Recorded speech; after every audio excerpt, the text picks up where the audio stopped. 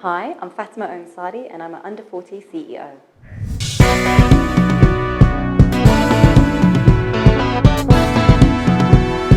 The African Renaissance. The concept that the African people and nation shall overcome the current challenges confronting the continent and achieve cultural, scientific, and economic renewal is here, with young men and women taking the lead. Some call them the new school heroes. We call them Under 40 CEOs. Yeah. Okay, so tell me, how has travel and interacting with diverse cultures helped to shape your person? Traveling is what actually started this career, if that makes sense. Mm-hmm. It was my going to the States for the first time, working there at the UN, then coming back to the UK, and then coming to South Africa, and then from South Africa traveling out into the continent.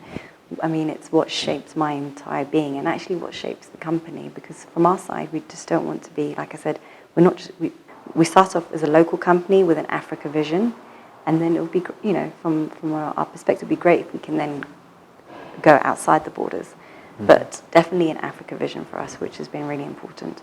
But traveling for me has exposed me to new people, interesting people, different cultures, ideas as well, because it's always interesting when you go into a different territory to see what are the best practices in those territories and what can we learn from those best practices. So when I came to South Africa and we started up On Point PR, I brought with me my best practices from the UK and the US, and I was able to implement them here, which was very interesting for me, because some of the things that you think are normal, actually you realise wasn't part of your everyday practice. Yeah. And then I've managed to inculcate it into the team and our way of thinking and our way of working. So what would you say makes the business landscape in South Africa unique? From a communications perspective, what makes it so unique is that, firstly, there's such a diversity of cultures, diversity of languages, there's such a diversity, and it's very interesting of how, from a communications perspective, how do you speak to your different targets? How do you speak to the different markets, different cultures? Language is always a very interesting one for us, because a lot of our communication isn't always just in English. We have to take into account the 11 official different languages in South Africa. So that's, I think, is quite unique to work in a territory with such diversity. When I was working in the UK and the US, your main language was English. Now here, when we engage with our media here, we engage with, isiZulu media, our Xhosa media, our Afrikaans media, it's fascinating to see that.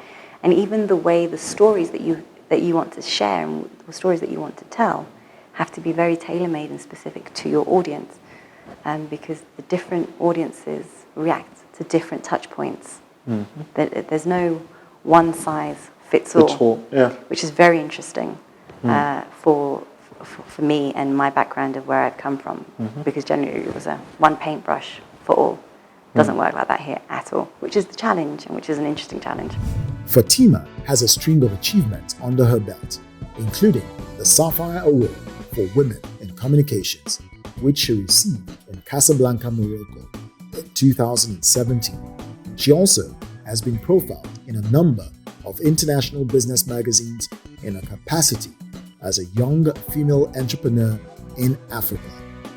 Always ahead of the curve, one of the highlights of the year in 2017 was speaking at an annual conference of the International Association of Business Communicators on the topic of navigating the challenges of strategic communications in a complex and evolving financial services landscape. Topping the list was her election as the head of the communications portfolio for the Advertising and Media Association of South Africa in 2018. AMASA is the country's leading platform for the promotion of growth, conversation, and education in the advertising and media industry. Together with other members of the committee, they focused on advancing and uplifting the industry through innovation and mentorship. She has also guest lectured at Vegas School and AAA School in Johannesburg. And for all of this work that you've done, I mean, you've got a lot of, nods, recognitions, possibly awards. Couple. What do these awards, recognitions, accolades, what do they mean to you? I think what they mean to us as a team is that we're doing something right. They're not the be-all or end-all. However, it's, I know for the team it's great because working on these projects is hard work. We are a small team, and everyone is probably doing 200%, of what on their work, literally, because we're such a small, tight team. And so these types of accolades that we've won from the different PR awards, the Advertising Marketing Association Awards, PR awards, those sorts of things, just shows that our vision, we're on the right track. Like, the vision that we have for ourselves and the company, it's working. And in fact, for me, what's very important is our campaigns have impact on the ground. So we work on Nedbank Cup, for example, the football tournament, and that campaign leaves legacies behind in the various different areas where the cup matches are happening. Nedbank builds sports facilities in areas where there are none, because of the Nedbank Cup. So being able to work on these projects and that leave a legacy behind and then being recognised for that, I think has been very important for my team, and I think helps boost our confidence as well, actually. Yes, you've talked about your team, and of course you've even talked about the quality of your team. Human resources is a key element to consider, Yes. When growing any enterprise. Yes. How do you typically hire? So human resources is really such an important focus for us, and it's not actually the easiest of divisions. So for us, we go through quite a vigorous process, but it's not easy. And I can tell you, we actually struggle sometimes to fill positions, and because there's such a small pool to choose from, it's quite a competitive market. But what I'm really proud of is that we are working with the university to launch the On Point PR Academy. Nice. And the idea of the academy is that we will work with in association with the university. I can't say the name yet, but it's coming. And we will, as part of their public relations degree, they will be coming into the office and having hands-on office experience and training, and it will form part of their curriculum and their point system and the credit system for their degree. So that's really a big thing for us that we're going to be launching later this year. Nice. And hopefully then, in our eyes, that's going to help us really be able to shape the type of skills and development that we need, both not just from us, but I think from the industry as a whole, because public relations has completely mutated from what it was a few years ago. The emergence of social media communications, it's no longer just print and radio. There's a whole online division, even the way you produce content now, True. The way you write content now, what we write for our editorials from a print perspective is very different from what we're putting on from an online perspective, and so forth. There are podcasts, there's radio, it's transforming, and it's very important that we as a team, as a company, but also I believe the future generation of skills and communicators have to evolve with it as well. And what you can sometimes often find when degrees, university degrees can be a little stuck, just a little bit behind the times for various reasons, we know. So we feel like something like an academy, an internal academy here that's on the ground working, helps to really refine the process. Okay, so tell me, Fatima, how would you describe your leadership style? My leadership style, interesting. Okay, so I think I try to be, like I said, I'm learning on the job.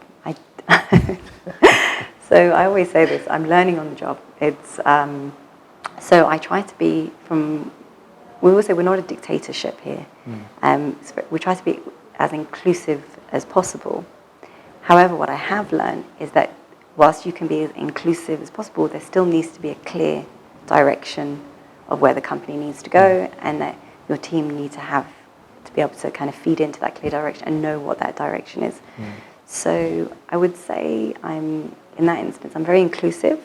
For some of the big problems, we put it to the team, have a team vote. Some of the core issues like the finances and things like that, I work very closely with my accountants and those types of people who advise. But I'd say, inclusive, I can be quite hard, I think, because I always see the potential in people, and my team, I'm notorious with my team, is they send me something and I can literally send it back to them 10 times, but then when we crack it, they get it, they can see the difference between what it first was to what it comes out at the end. So in that instance, I very much do drive my team, because I really want to try and each person to tap in to their inner potential. And I think sometimes as leaders, if we don't help people identify that or have that belief in them, it can be hard for them to even see it in themselves. Okay, amazing. So tell me about your failings as a leader. I can be impatient. I can be very impatient. And that stems from the fact that I'm constantly thinking about the next 10 steps, if that makes sense. So I'm constantly having to retrain myself to say, when I'm here with you, I have to be here with you. We are, I guess, a small to medium. I mean, in terms of I guess we're officially now in a medium-sized business in terms of revenue. But I still kind of see us as quite a small business, you know. But there is often that there is so much going on, and because our team structure is in the sense that we always need more people. I always need more people, but I have to balance that with my cash flow of what I actually have, and the danger of growing too fast without having the right cash flow.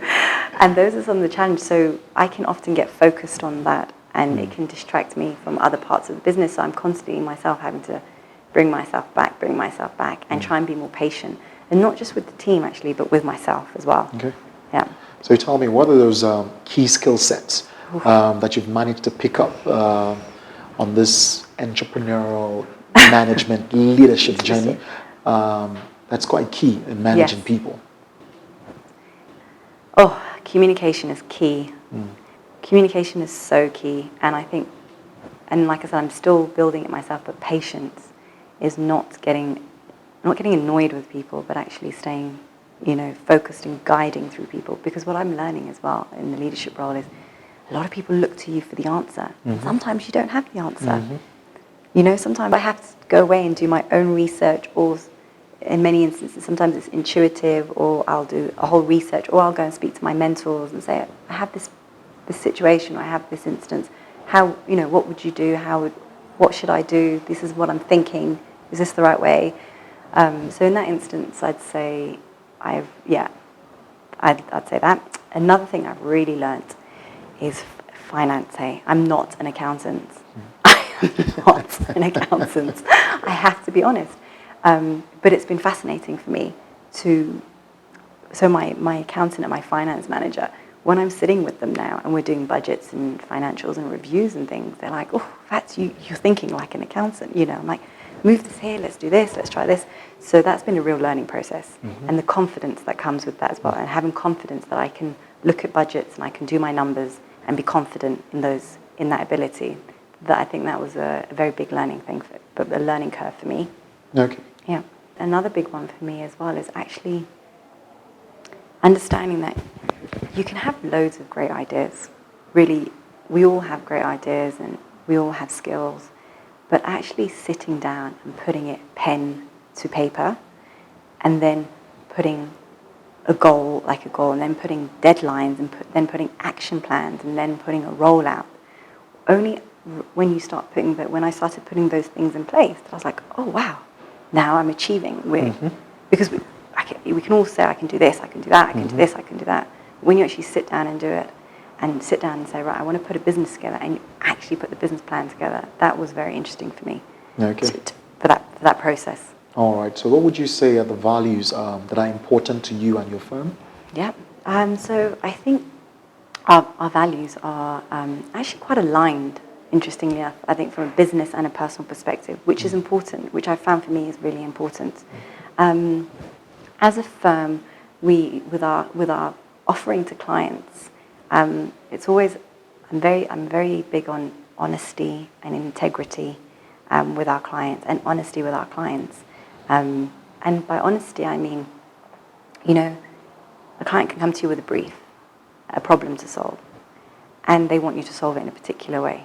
and you can unpack that brief, and we'll see that actually that's not the best way. And you have to really guide, and sometimes you have to resist the client, or sometimes you have to say, I'm really sorry, this is just not the right way.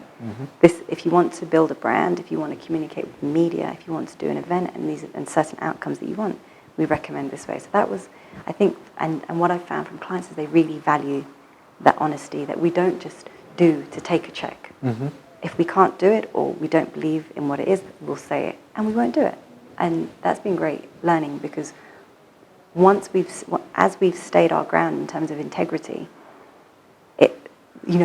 more clients keep coming, and the same clients keep sending you more work, because they're like, okay, we trust you, we trust your input, we trust your direction, we trust that you have our best intentions at heart, which for public relations is very important, because we look after the reputation of our clients, and there has to be that trust. So that's very important for me.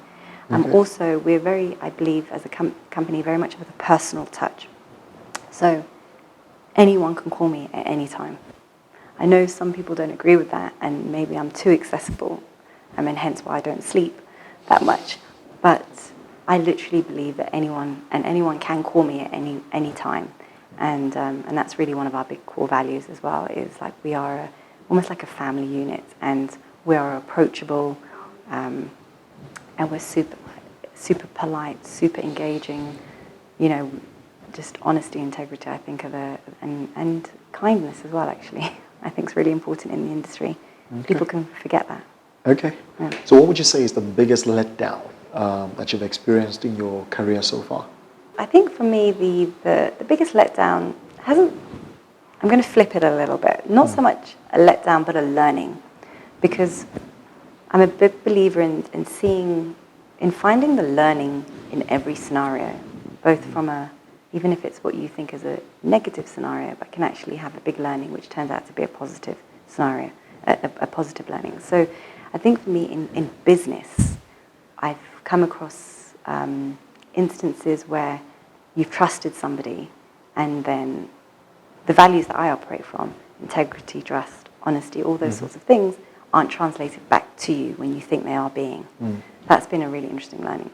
And another big thing I've learned is, agreements, contracts, paper in place. In this industry, there can be a lot of, I would call it talk. People talk. And I'm less of a talker, more of a doer. So much so that I actually think I do too much, and then I should be promoting more. But that's fine, because I believe, and this is a very personal belief, is actions speak louder than words. And so as a company and as a person, it's very important for me that our actions show what we're capable of. So when we say we're going to deliver on a plan, we deliver. If we're going to deliver on a budget, we deliver. For an impatient and inclusive leader who can be tough and nurturing but is far from being a dictator, what would her lifestyle choices be? How does she spend her time away from work? So I have a few quick-fire questions for you. This should be fun. What do you love to eat? Pasta. Beautiful. What's your fashion style? Oh gosh, casual. So what brands do you love to wear? So I love finding new brands, actually. So when I go into different countries, I try and find local brands as well. So here, for example, even though he's very high-end, I do like a bit of David Claret. You can't go wrong with him. I can see. Yes, can't go wrong with David. And a bit of Zara. All right, so what other CEOs do you currently look up to? Oh gosh, okay. So internationally, I would say Adam Kelleher. He was a very big CEO for me, and also very influential in my life. Locally, you probably know them, but from the Fort, I think what they do is fantastic, and I really admire the way they work and their leadership skills and their leadership there. I think that's brilliant. Okay, so what's your favorite car to drive? Oh gosh, I have a Kia. Okay. Kia Cerato, which I love. It's like a little sporty number, but if I could have my dream car, I think probably an Audi, actually. I think they're pretty slick. Okay. One day. Okay, it's coming. It's coming, it's coming. What's your favorite travel destination? Ooh, adventure holidays. Really? Yeah, so wherever I'm doing, like interacting and doing stuff in sports and After a crazy year, I usually go and sit on a beach somewhere. So South America, love South America, love Thailand, love Mozambique. Yeah. All right. What's your favorite book of all time? No, I can't choose one book because I'm sorry. Different books speak to different parts of me. Because I read books from across the board. I read biographies of business people. I read spiritual books. I read, fiction books. So, it really, I can't just choose one. So I might list a few. Okay. But Salman Rushdie, amongst one of my favorite authors. Okay. I love, and he wrote Midnight's Children, which was beautiful, and it was about India and Pakistan and the partition. Interestingly enough, I really enjoyed, I've read like Arianna Huffington, her Thrive, love that. I recently read Malala, the young woman who was, loved her. I really enjoyed reading her book as well as a young woman, to see her, to learn about her insight. I thought that was really interesting. Obviously, I've read Steve Jobs, Warren Buffett, the usual. They're very interesting for me. And from a philosophy perspective, I love reading like Ayn Rand, Paulo Coelho, kind of, I'm sorry, I can't choose just one. Life doesn't work like that. So what book are you reading right now? What am I reading right now? Oh, quite a controversial one. Firial Haffajee, What If There Were No Whites in South Africa? Wow. Yeah. So tell me, lastly, Fatima, what makes you happy? Again, it's one of those questions. There's no one thing that makes me happy, because life is a series of experiences and moments, and so from a personal perspective, literally from eating pasta to watching a great TV series to traveling to hanging out with my family to hanging out with my friends, those moments make me happy, to reading a book, to going for a walk in the park makes me happy. From a professional perspective, setting a goal and achieving that goal really makes me happy. From as simple as doing a presentation to my clients, to working with my team, finishing a report, literally those moments actually yes, I've achieved. So I would say achieving makes me happy. And also doing things in service for people. That actually, I do a lot of charity work, both as a team and with clients and in personal capacity. And those moments also, sitting and playing with kids in an orphanage, sounds corny, but those little moments make me happy as well. All right. Thank you for coming on Under 40 CEOs, Fatima. Thank you. Hi, my name is Fatima Ouanssaidi, and you too can be an Under 40 CEO.